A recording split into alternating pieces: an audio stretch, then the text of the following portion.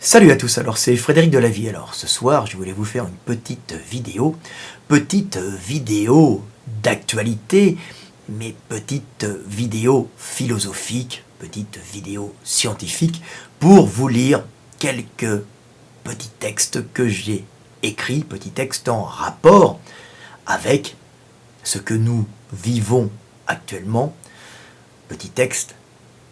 en rapport avec la révolution et les changements violents que peuvent,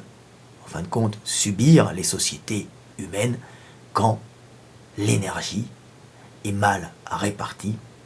à cause de problèmes de gestion mal réalisés par les maîtres ou par les politiques. Alors je vais vous lire un premier texte qui s'appelle « La cause de la révolte des esclaves ». L'homme étant un animal social hiérarchique, il recherchera avant tout son intégration sociale plus que son élévation sociale et l'amélioration de ses conditions de vie. Car c'est avant tout de son intégration au groupe que dépend sa survie plus que de sa place dans la société. Ainsi, bien intégré dans son groupe d'esclaves, il continuera à servir ses maîtres sans remettre en cause sa situation de soumission, et il ne se révoltera contre eux qu'à partir du moment où sa situation de survie sera compromise par une baisse drastique calorique, c'est-à-dire à cause de pénuries alimentaires et énergétiques dues à la mauvaise gestion des maîtres. Ça, ce petit texte que je viens de vous lire, explique d'une façon simple la cause profonde des révolutions, c'est-à-dire en général le manque d'apport calorique, le manque d'apport énergétique. On peut s'apercevoir que pendant la Révolution française de 1789, les convulsions violentes et les débuts de violence extrême ont eu lieu quand les gens n'ont pas pu, en fin de compte, s'acheter assez de pain et qu'ils ont commencé à manquer d'énergie.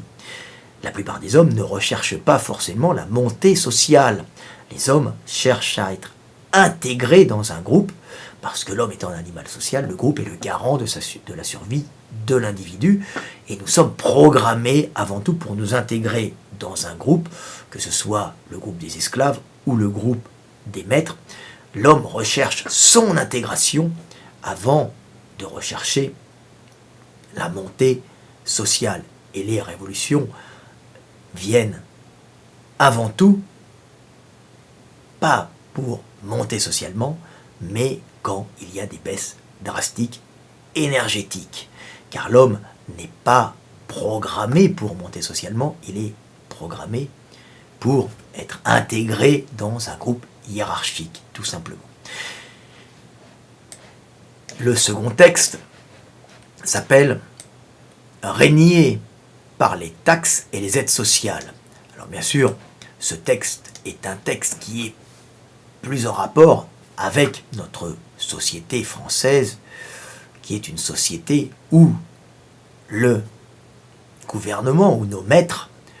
règnent et se maintiennent par l'énergie qu'ils prennent aux producteurs et aux travailleurs. Alors vous me direz certains, oui, ça se passe comme ça partout. Non, pas forcément. Dans la Russie actuelle, l'État ne se maintient pas sur les taxes, l'État russe, qu'ils prennent aux travailleurs russes, par exemple, c'est un exemple, mais sur l'argent que leur rapporte leur sous-sol, donc leur gaz et leur pétrole qu'ils vendent dans le monde entier. Donc on voit des systèmes différents et on voit des fois des causes révolutionnaires, on va dire, on n'est pas des causes révolutionnaires, des façons de régner différentes. Le russe, par exemple, l'État russe ne règne pas sur les taxes qu'il prélève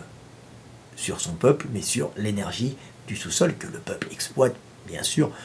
pour les maîtres. Mais en France, les maîtres, les politiques, vivent sur le dos des travailleurs,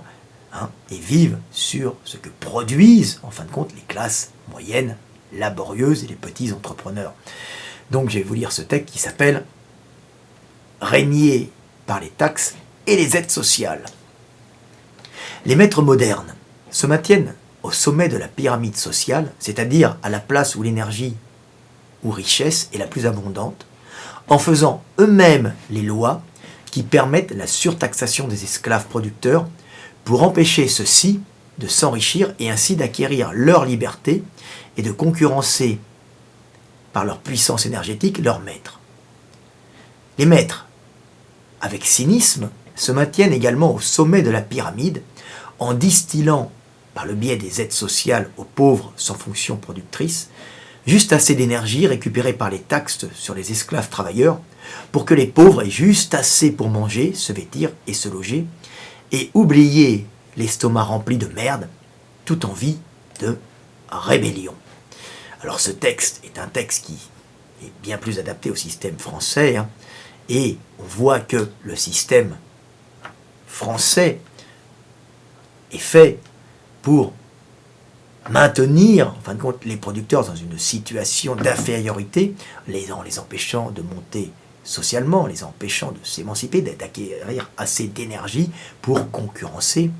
les maîtres qui sont en haut de la pyramide sociale. C'est ainsi que le producteur, le travailleur, va être accablé par une fiscalité qui l'empêchera en fin de compte d'accumuler, de grossir, pour devenir une puissance capable de concurrencer les dirigeants. De plus, le système fiscal et juridique surtout est tellement complexe que peu de gens arrivent à bien l'utiliser, et en fin de compte, par la difficulté de savoir jouer avec ces lois qui permettent aux hommes normalement de vivre et de travailler, et les maîtres empêchent les producteurs de s'enrichir et de pouvoir en fin de compte monter et les concurrencer. C'est un système qui est très efficace. Mais pour éviter des rébellions chez les pauvres qui commenceraient, en général la rébellion commence quand les estomacs se vident, et pour les pauvres qui ont compris qu'ils ne montaient pas socialement,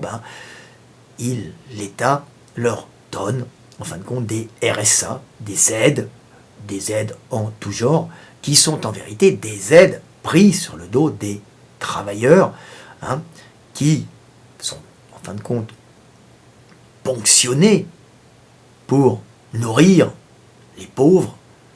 pour nourrir en fin de compte entre guillemets les parasites d'en bas qui ont compris que travailler ne servait quasiment à rien en France, qu'il n'y avait aucune possibilité quasiment de montée sociale, puisque la France est un pays de caste, et qui ont décidé de ne rien faire sauf de toucher les aides sociales qui est un goutte à goutte énergétique pris sur le dos des travailleurs, qui sont l'énergie vive du pays, les employés, les petits employés, les PME, les petites entreprises, même les entreprises un peu plus grosses, qui deviennent quasiment peu concurrentielles dans un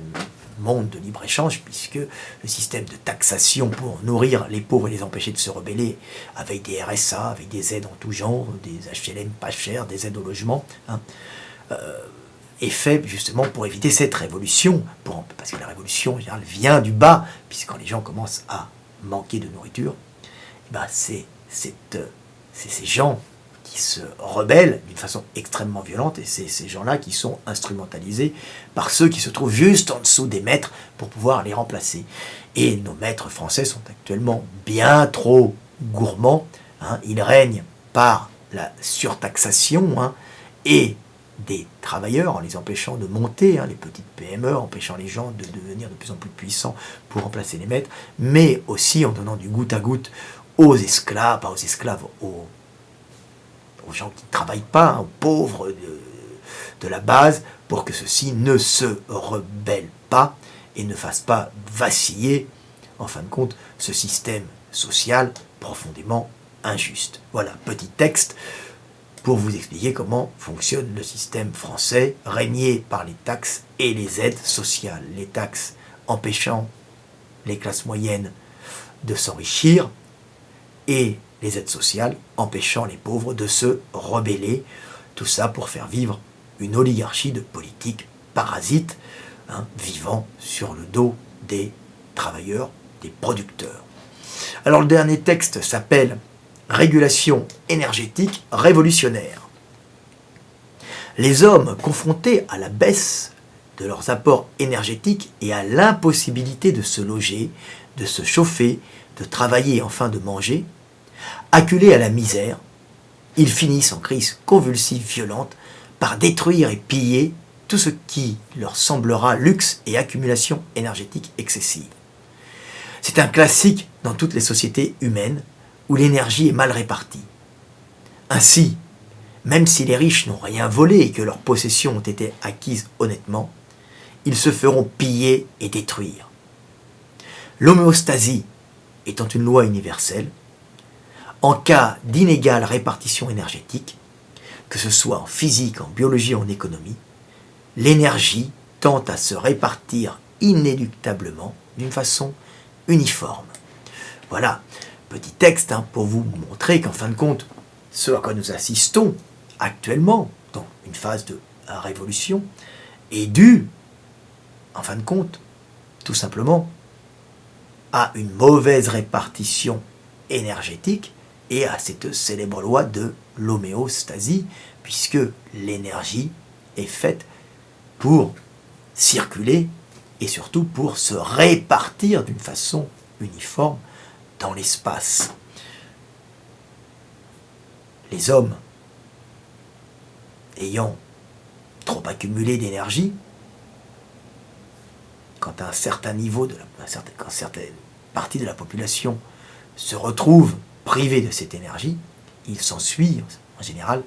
des périodes révolutionnaires qui n'ont comme seul but que de récupérer de l'énergie. Et là, on peut voir que cette période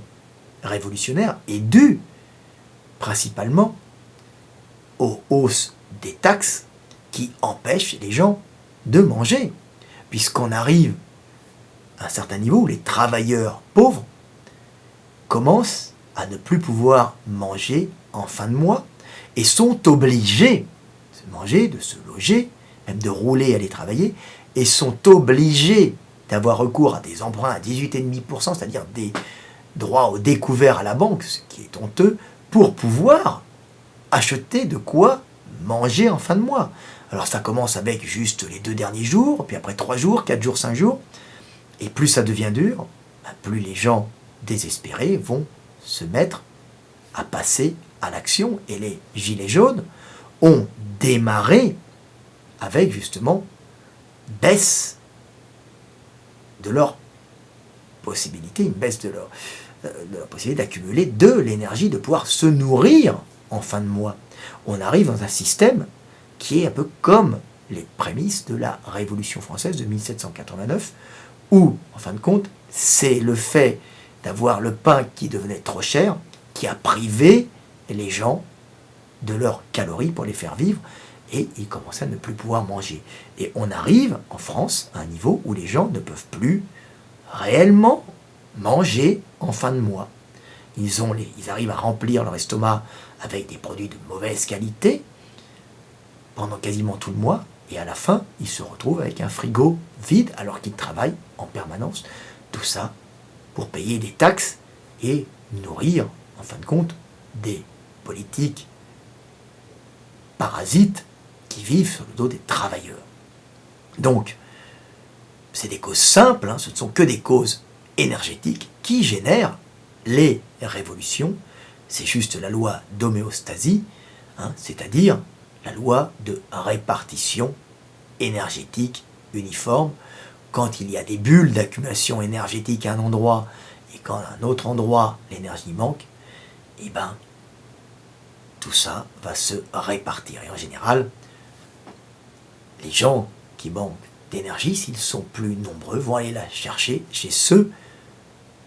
qui la conservent. Et s'ils sont en minorité, ça se passera très mal pour eux. C'est ce qu'on appelle des révolutions. Et c'est ce qui semble arriver actuellement en France. Alors le dernier texte s'appelle « Révolution ». Quand le pouvoir devient totalement incompétent dans la gestion de l'État, c'est-à-dire dans la bonne répartition énergétique entre les hommes,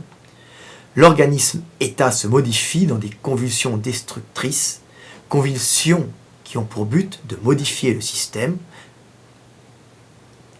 de gestion et de répartition énergétique de l'État. C'est ce que l'on appelle la révolution. Voilà, petite vidéo pour vous expliquer les fonctionnements